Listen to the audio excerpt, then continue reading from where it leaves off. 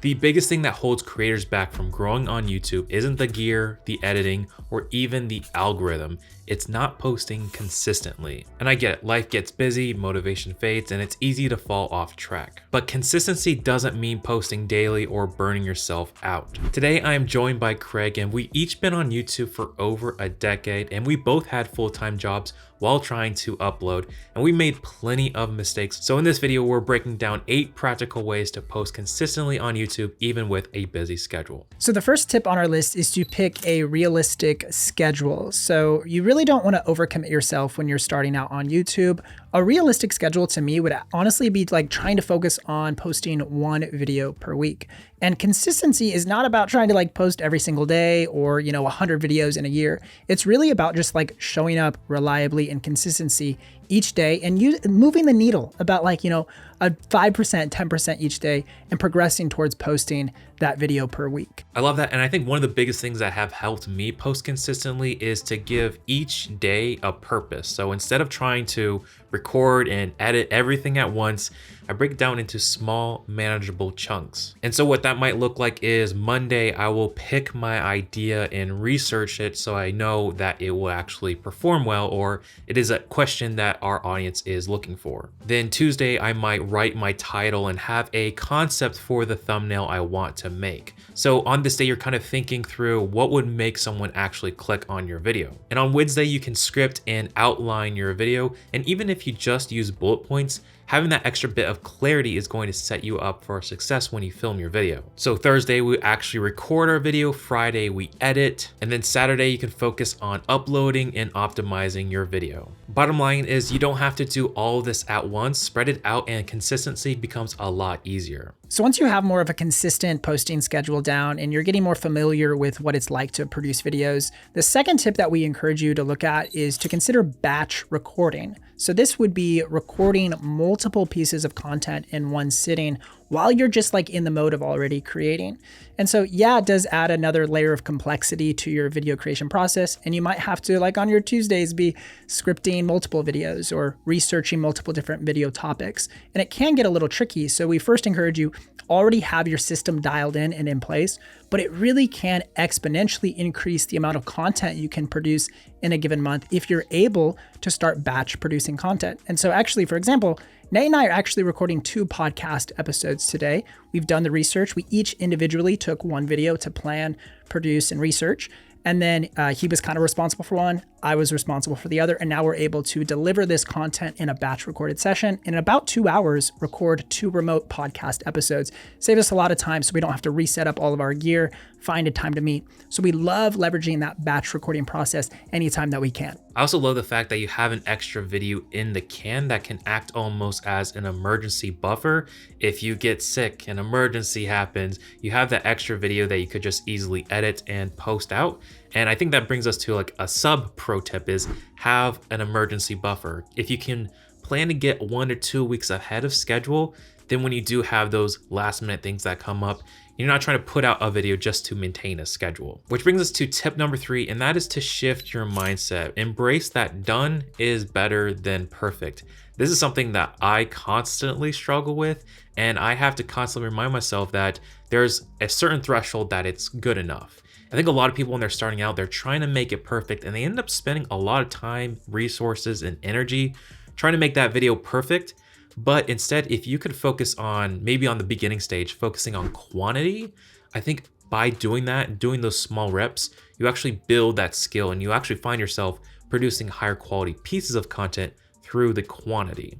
Nate, what do you think if somebody's trying to discern, like, if a video is good enough, like at what point do you think a video would be done? Like, for example, one piece I could think of is making sure your audio is really dialed in. So spend a little bit of time like equalizing or like editing your audio just to make sure there's not a bunch of noise or like you don't hear the hiss in the background, or like if you talk really quietly at one part and really loud at another part, you like equalize those levels. So I think that's one thing. Like good enough would be like, okay, the audio does sound really good. So what's maybe a tip for somebody if they're trying to measure like what is good enough? I think that's a great question. It's going to depend for everyone. I think for me, I have an internal metric of like 80 to 90% if it's reached my threshold of, if 100% is perfect, I'm super proud of it, but it takes me a month to do that. But if I can get to like 80% within a week or even a couple days to get a video done, that is what I go with. And I always like to remind myself to take the energy I would try to perfect this video and apply it to the next video. Because if you're just starting out, you need to start building that momentum, and that skill and learning the extra 5 to 10%, it does make a difference. But I think when you're starting out, it doesn't necessarily matter when you're in that first stage, because you may not know what quality is at that point, and you just need to get in the habit of making more videos. That's some great insight, Nate. And I think one of the challenges with creators is they don't know exactly like what video they should be making next. If they just completed a video, maybe all their focus and attention was on that exact video.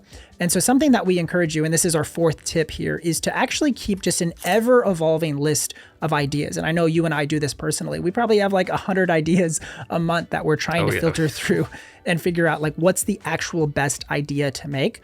So that's our fourth tip. Keep a consistent running list of concepts. Now this can be stuff you see on YouTube. Maybe you see something in your niche, or like a completely different niche. Like maybe I saw a cooking channel video that was like, oh, it's an interesting like reaction format or something that I could apply to what I do here at Think Media. I'll write down a similar concept based off the inspiration that I saw. We also use a software called Milanote to plan a lot of our videos, as well as different AI tools like Poppy AI, ChatGPT, or even a software called VidIQ, which we use all the time here at Think Media. They have an incredible tool called the Daily Videos Idea Generator.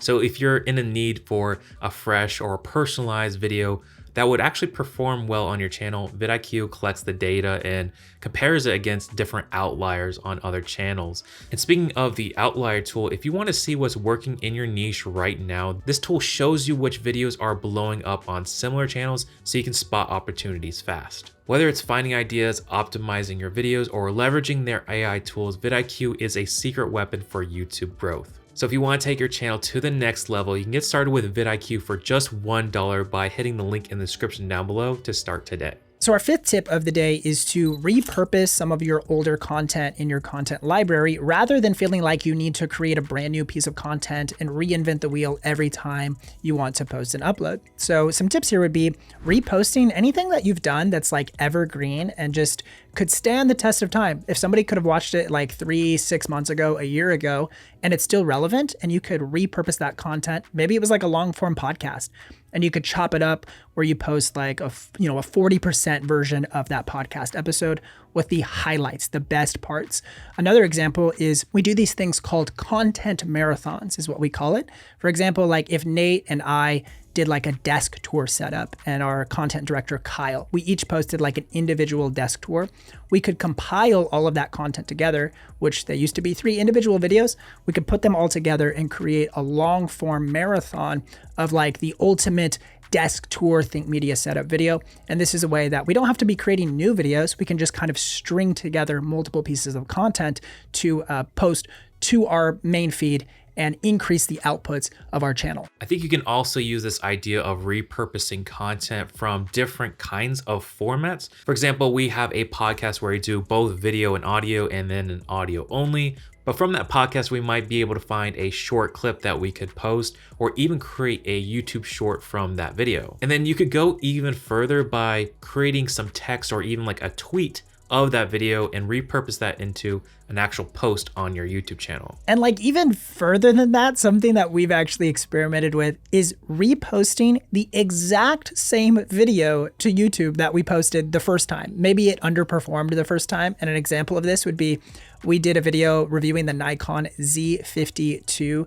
It's an APS-C camera, and I thought it was a great video. I love the video, but it severely underperformed on our channel. So we just thought like 6 months after the fact, we're like, let's just repost it and see what happens. And it actually got more views and more engagement and more comments the second time around. And literally not a single person commented about like us reposting the video. Nobody even knew. I think the biggest thing to remember is it's a big ocean out there. There's a lot of content. There's a lot to consume. So the chances are, even if you posted something a few months ago, nobody remembers exactly that portion of that video was, I saw it already on a reel or whatever. You can repost content all the time, especially if it's your best performing content. That just shows you that it's valuable and people want to engage with that kind of material. So it's ripe for repurposing. Another thing that's been critical when it comes to recording videos, and Craig, I know you'll agree, that is setting up a recording space that reduces some of that friction. I call this like the one-touch recording space. So for example, I'm here at my desk. This is my Zoom camera that I have all rigged up. It's quite overkill, but it allows me to be able to record videos from here. All I have to do is turn on my camera, press one button to turn on the lights, and I'm ready to go.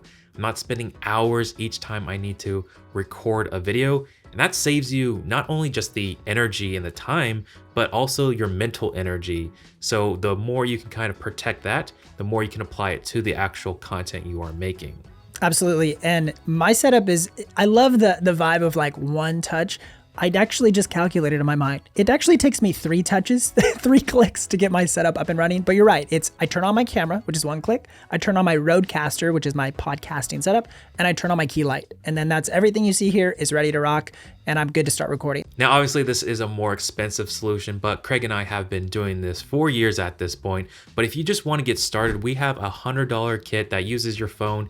If you want to start recording videos, that is a great video to check out. But even if you applied all these tips and you still struggle to post consistently, maybe it is a mindset shift you need to have, or maybe you just need to find accountability. Maybe it's a close friend that you can trust, say, hey, I really want to do this. Can you help me keep accountable to this? I think accountability can also come from your YouTube audience. If they are coming to expect a video from you every week, then it definitely does kick you in the gear, even on those days where you may not feel like it, those days where you might just want to sit on the couch and veg for a bit. But then if you have someone on the other end expecting content from you and is excited, that kind of focuses your attention and starts creating rather than being passive. And if you are looking for a community, we actually host a free YouTube challenge that helps other creators kind of get their start, whether it is to their first 1,000 subscribers or even beyond. If you want to learn more information about that, we'll leave a link in the description down below. And our 8th and final tip is to remember your why as to why you're creating YouTube videos in the first place. Why did you start a channel? Bring yourself back to maybe you just started in the past month, or maybe you've been making videos for multiple years, but bring yourself back into that mind frame of like, why did I decide to even start my channel in the first place? Before I started working at Think Media, my main motivation for YouTube was to provide for my family and just create margin in our life, where I had a little bit of margin for like not having to take so many freelance gigs and shoot all these weddings, but that YouTube could be a passive source of revenue for me. And now that I'm working for Think Media, my motivations kind of changed. I'm actually part of a team now. And so we're on like a team-oriented mission to help 1 million creators go full-time on YouTube. So it's really great to have like a team aspect, but also a personal reason as to why you are creating content in the first place. So I'd encourage anyone watching to literally write down why they are making their channel. If it's just for a hobby, that's great, you write that down, but that gives you a lot of clarity when you are moving forward and on those times where you feel less motivated. And then just a general reminder is to give yourself grace. I definitely knew when I was on this journey, there were definitely weeks I was not consistent. And I think we all just need to take a moment that when we stumble fall, that we might just need a rest. And something that we do here at Think Media is we have a Sabbath week where we take a whole week off on company-wide and have that time to recharge and be intentional. And that was super helpful for me every time we do it. When I come back, I feel a little bit more motivated, a little bit more clear, and that just keep those engines a little bit more running. So even when you are feeling motivated, maybe take a week off and start thinking through a little bit more intentionally why you are making videos. Let us know in the comments which of these tips have helped you the most. And if you want to know why everything changes after you get 1,000 subscribers on YouTube, Craig and I have a great discussion talking about that right here.